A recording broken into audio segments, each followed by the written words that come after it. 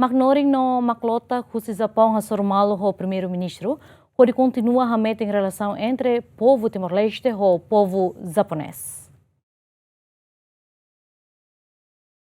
Maknorin hamutu ko Maklotak nang San Resingida husi Universidade Waseda Japaun hasoru Malu ho Primeiro-Ministru kay relasan na Guzmão ho objetivo ato hametin liutan relasaun entre Povu Timor-Leste ho Povu Japonês liu jovem sira. Primeiro-Ministru contente ho delegação nebe hatudu sirne sentido amizade ho hakara atu promove liutan diálogo entre jovem ho jovem e a promoção paz no solidariedade. Jovens husi Japão, mai hodi belemos nessa halo contato só com jovens sira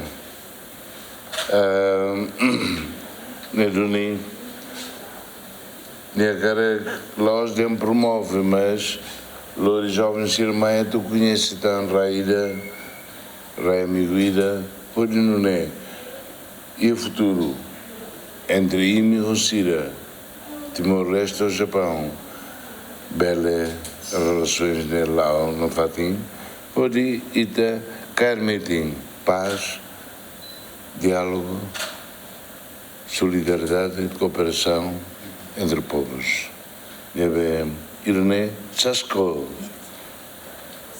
niemaka organiza. He gave us me, Japanese student. I'm from university, Waseda University. A very great, heartful, wholehearted message to Japanese young people, and it's really impressive. And I'm sure I'm responsible to convey this message to Japanese young people.